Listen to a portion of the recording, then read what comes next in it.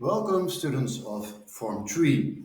We have arrived with at goal 21, question 21, if you will. And before we begin, I'd like to repeat the former goal and repeat the stuff about the Dutch West India Company, about slaves transported to the Caribbean, and the Gold Coast, and the slave forts in the kingdom of the Ashanti, taken over from the Portuguese.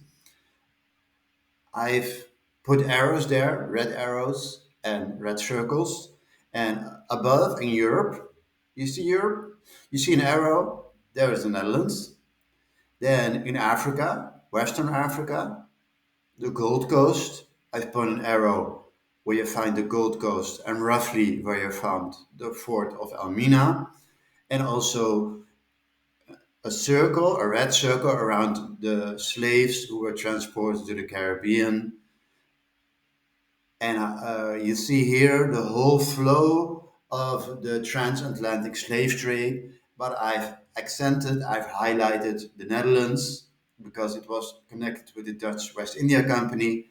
I have put a red arrow to the Gold Coast, the Ashanti Kingdom, and where the Dutch slave forts were, Elmina, for instance.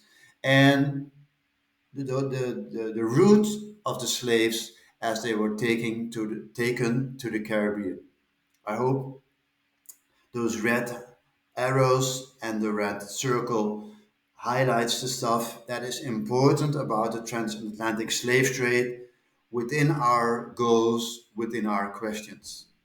So really try to look at the red arrows in Europe, in Africa, the Gold Coast, and the slaves, the flow of slaves in the 16th, 17th, and the 18th century who were transported to the Caribbean.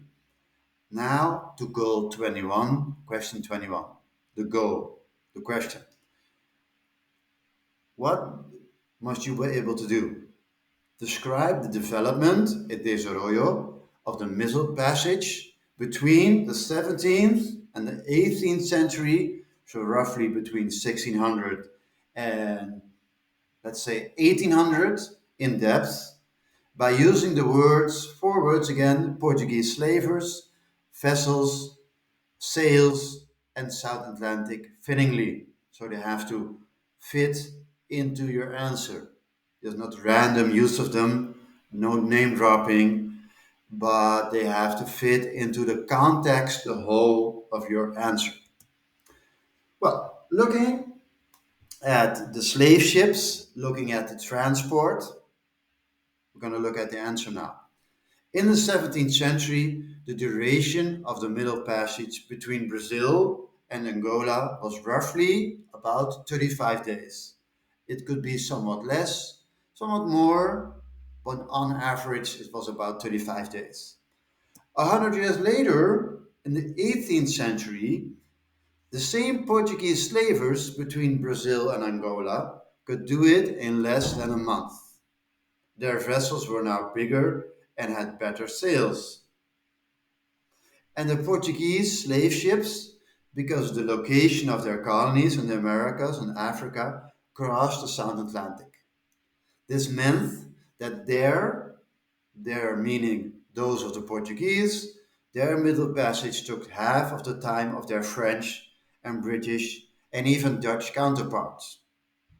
So it developed in becoming faster and taking less time. Why? Because of the bigger vessels and having better sails, and because of the location of the Portuguese colony of Angola and the Portuguese colony of Brazil. By the way, both of them nowadays still speak the Portuguese language. Different than Portugal, of course, but they still speak it. So, looking at the map, you see Angola, you see Brazil, and because of the location, it was more close by than other colonies and motherlands. They could do the journey faster and faster.